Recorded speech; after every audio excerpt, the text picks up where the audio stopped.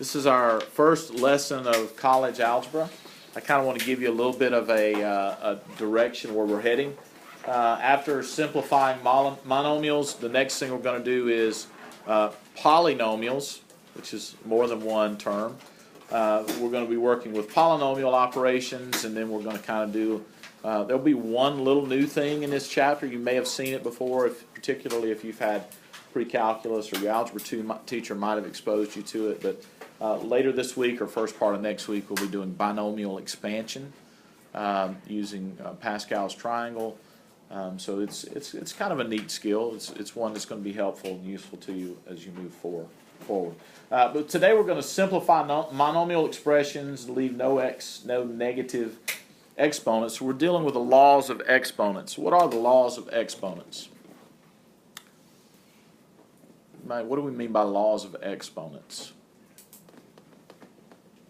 Is it just morning? Y'all need an extra cup of coffee? Should we set up a coffee bar in here to get a little? Yeah, that's a good idea. I'll see if I can make that happen. If a coffee pot would create some conversation, that would be good. What are the laws of exponents? What is an exponent? What's an exponent? Start calling names. Justin, what's an exponent? I don't know all your names, so the ones whose names I know you're going to get called on. What is an exponent? Something power or something is to like something times itself. Yeah, it's the number that tells us how many times to multiply something by itself, right? A power expression, we have a power expression, we have b to the x power. X is the exponent, b is the, what's it called? Base, that's right. And the entire expression is called a power expression. So this is a power. Okay, this thing is a power.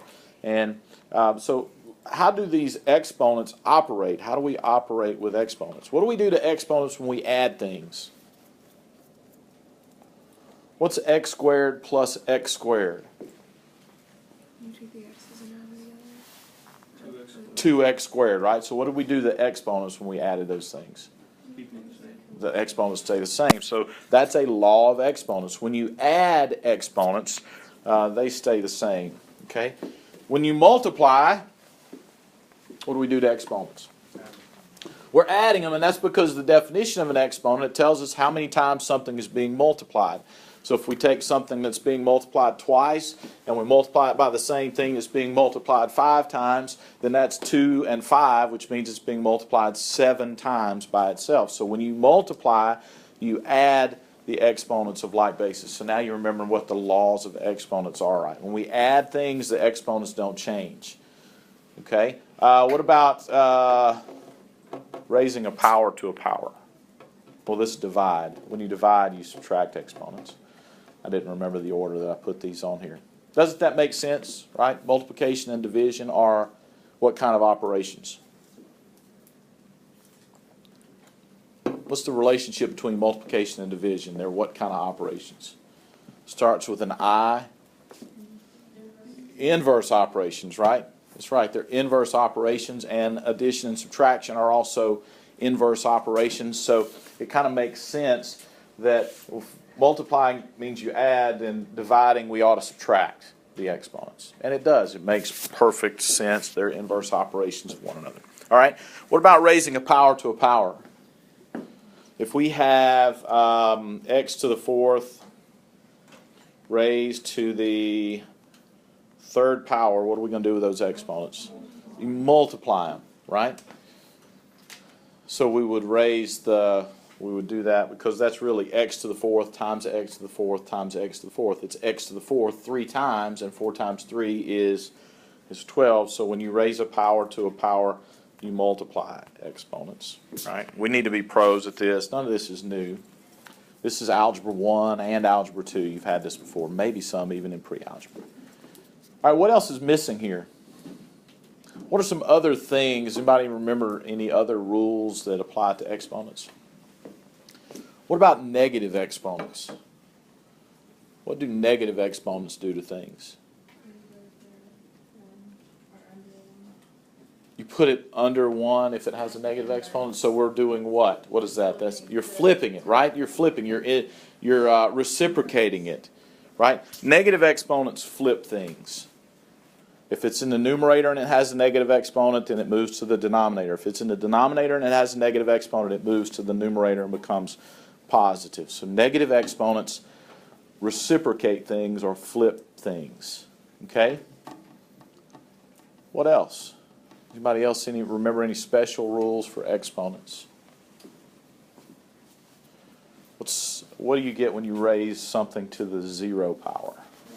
1. So anything raised to the 0 power is 1. Okay? It's Juan.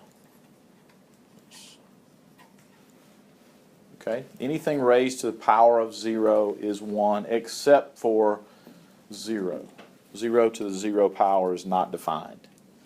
It's indeterminate. Okay? You can't take 0 factors of 0 and get 1.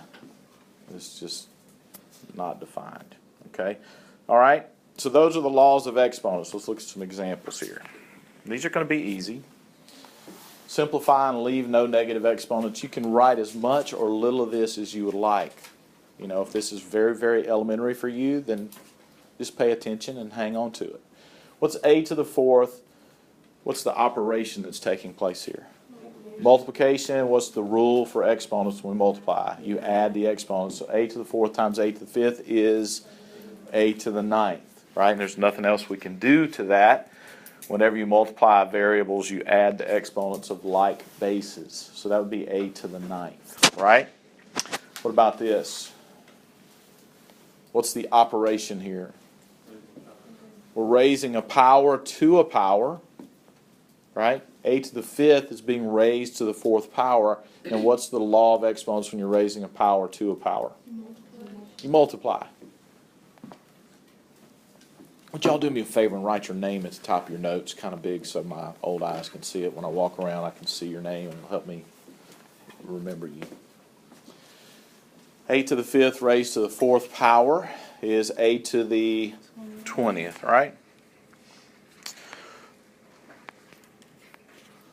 What about this one?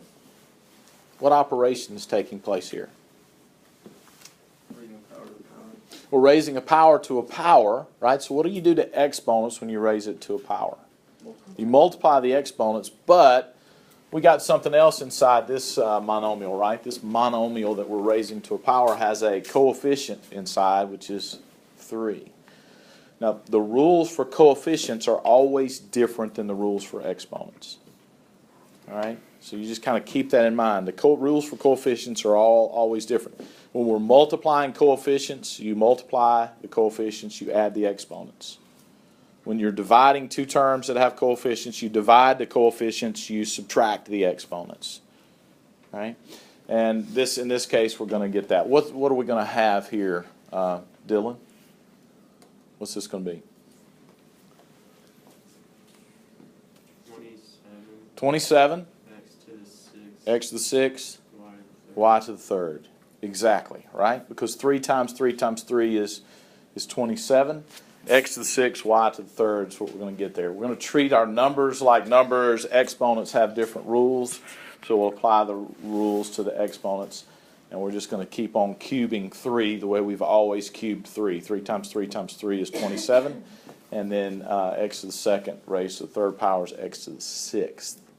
Okay, so don't get those two things confused. If you ever find yourself doing the same thing to coefficients that you're doing to exponents, you're doing it wrong. Okay, never the same thing. All right, what about this one? There's a parentheses in front of that you can't see on the screen here, but it's negative 2x cubed y to the 5th raised to the 4th power. How do we handle negative numbers being raised to a power? Is that the negative exponent rule we're dealing with here? No, because the 2's not an exponent, is it? It's just a coefficient.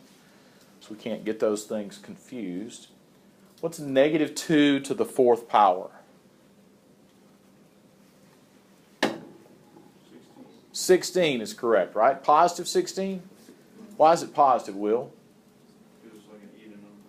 It's an even number of negative signs, right? Negative pairs of negatives become positive. Negative times negative, positive. Negative, negative, negative, negative becomes positive 16. And what about our exponents? X to the 12th and y to the 20th. X to the 12th, y to the 20th. Very good. All right, you guys have this. Let me, this is multiplication. That's positive 3a squared b c cubed times negative 2ab squared c squared. We're multiplying, so what are we going to do to the coefficients? We're multiplying, so what are we going to do to the coefficients? We're going to multiply the coefficients, and we're going to add what, Will? Exponents, right? So you just got to make sure you keep your rules, laws of exponents in. So what's 3 times negative 2? Negative 6, and we're going to add the exponents of those like variables, like bases. So a in our answer will be a to the third, b to the third, c to the fifth, right? It's really easy stuff. Okay, let's move on to something a little more challenging. That's not even challenging. Fractions. Quick reminder, how do you multiply fractions? Straight across. Top times top, bottom times bottom, right? So 2/3 times 6/7 would be 12 over 21, which we could simplify that. You could simplify it beforehand. You can cross cancel common factors, right?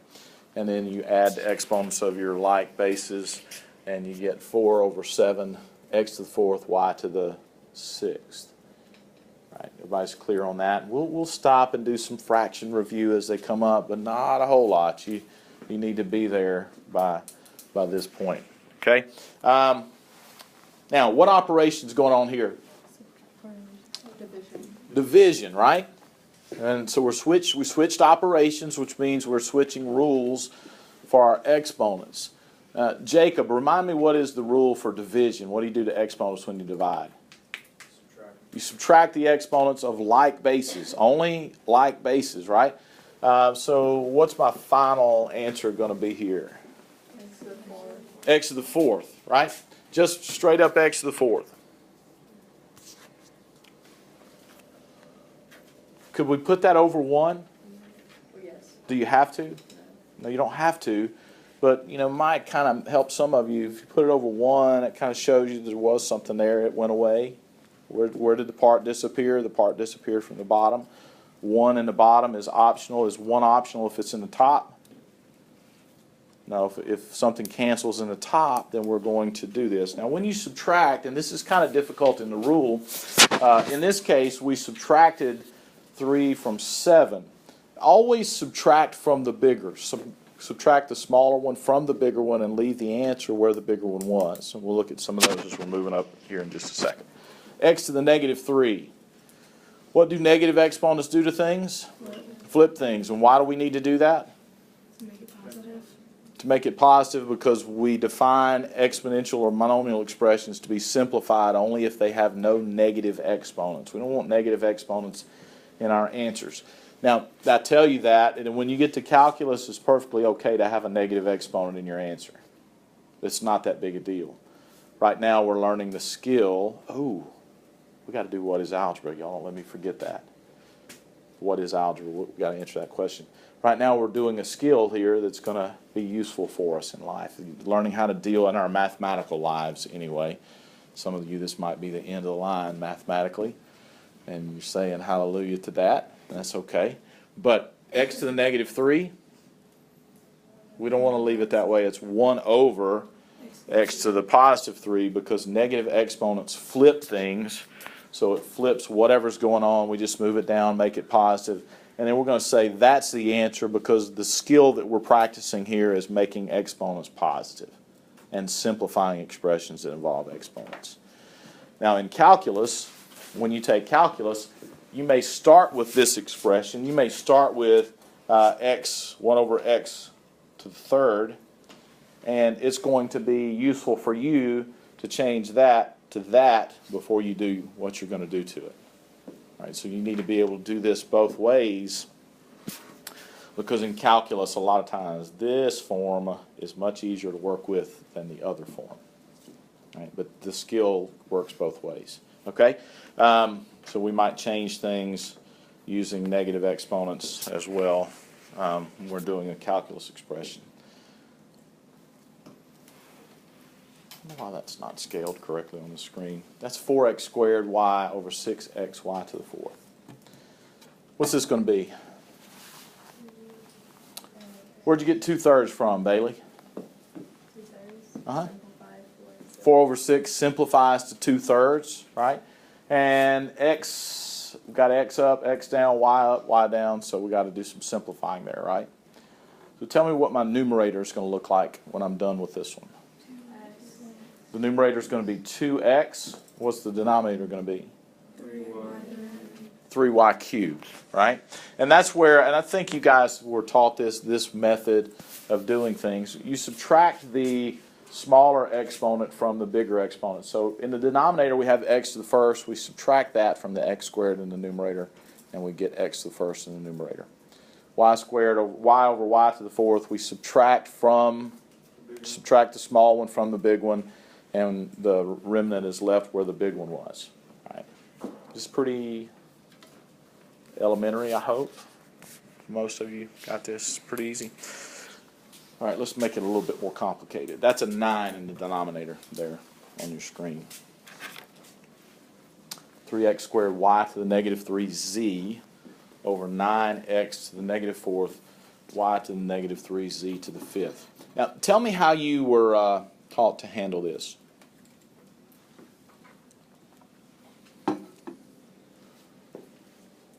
What's our goal here?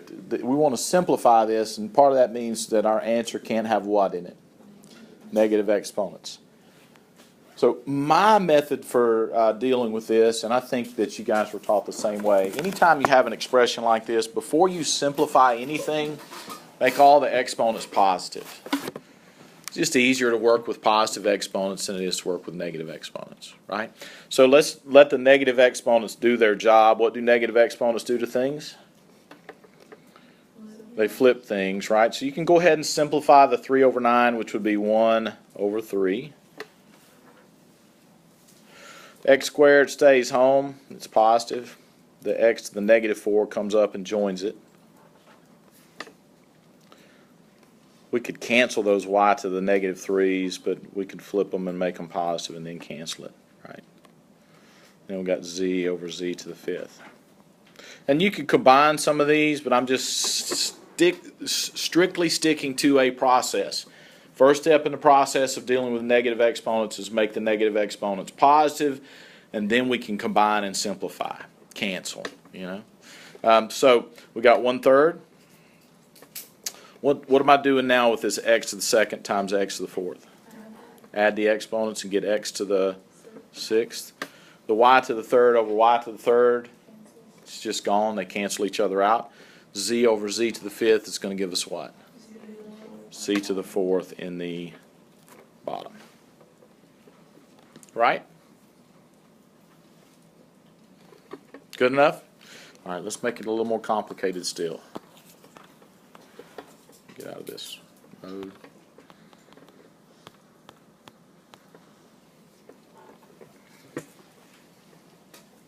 That's negative 6x to the negative 3y to the negative 2z over 9 x squared y to the negative 5z to the negative 4. Now, I want to reiterate that there are other ways to do this. Some of you may use a different method to simplify this expression. That's okay. What I advise you to do is make your negative exponents positive, because it just makes the expression a whole lot easier to look at and deal with, and then do your simplifications. All right? Now, are we going to do anything with that negative 6?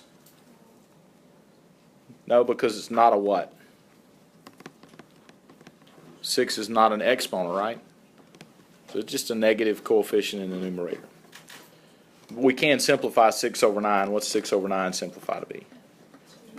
Negative 2/3, right? So negative 2 over 3. Undo that. This x squared stays home in the bottom, and that x to the 3rd comes down and joins it. We'll swap the y's up. Y to the 5th goes to the top. Y to the 2nd comes to the bottom. because negative exponents flip things. The z with the positive exponent stays up, and the negative exponent comes up and joins it, right? Now we can combine and simplify. It's negative 2/3. What are we going to have for y? Where? Y to the third in the numerator. X to the fifth in the bottom. And z to the fifth in the top. Y'all remembering this, right?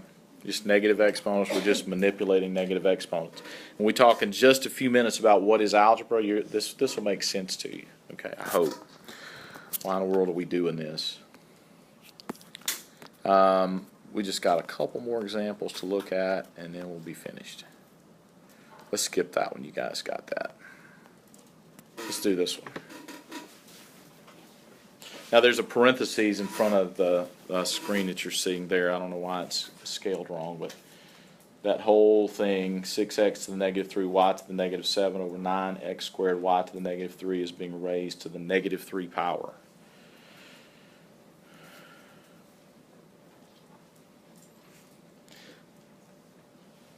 What have you been? How have you been taught to handle an expression like this?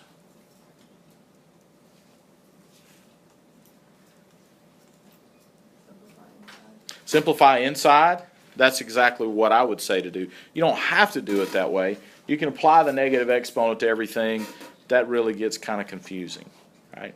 If we simplify the inside, then we can flip the whole thing and make the 3 positive on the outside. Then we're a whole lot better shape. You could flip it now and make the 3 positive, but let's deal with the inside first. So that's what I'm glad to hear you say that, because that's exactly what I would do.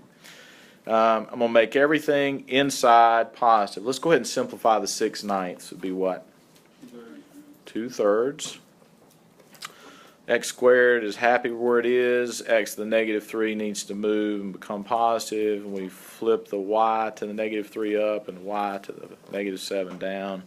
And we're going to keep that as negative 3.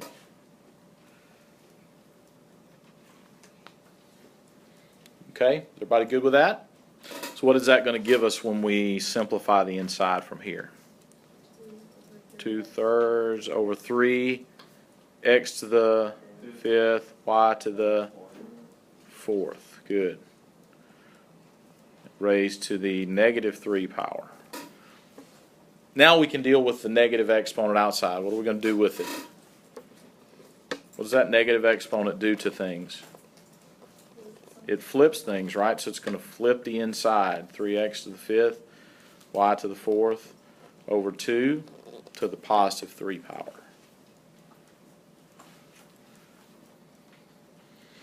My 2's look like z's. Incidentally, this is our first lesson together. I make my z's like this because of that. Okay. 3x to the 5th, y to the 4th, over 2 raised to the 3rd power.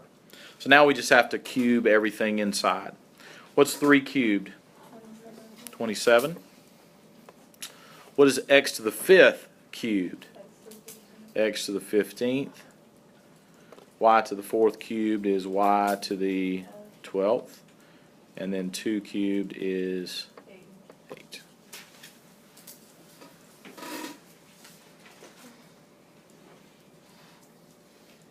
So in that problem we have every rule. We have multiplication rule for exponents. We have the division rule for exponents. We have negative exponent rules. We have division. We have power to a power. All the rules are in one problem.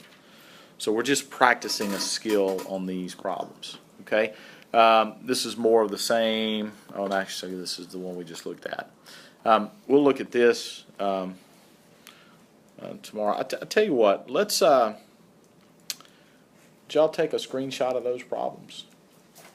I want you to do these problems for homework. I'm going to actually check these for homework. So get out your devices and take a picture of that. I'll take a picture of it that I can text to you as well. If I can find my phone.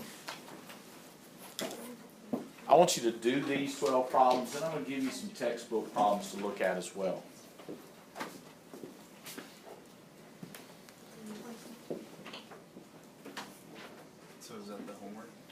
Yeah, this is for homework. I'm going to show you. I'm going to show you something else though that I want you to have a look at. Just have a look at it. I'm going to come in here tight. All right.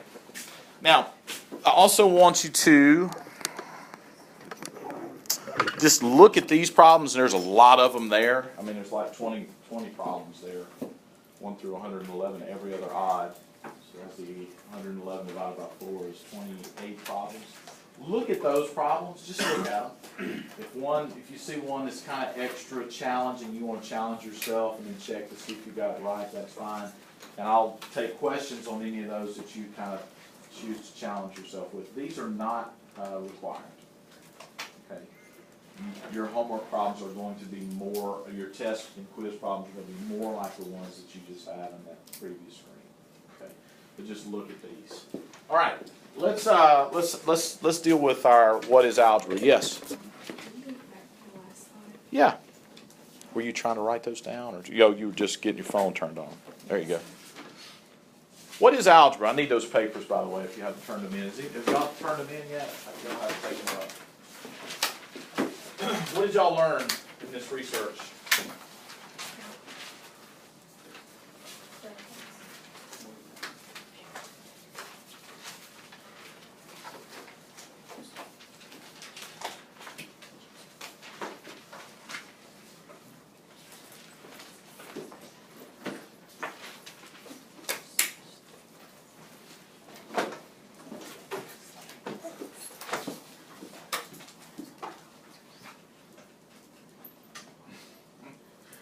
Never thought about algebra being anything more than a pointless combination of numbers and letters. Very nice. That's a great intro.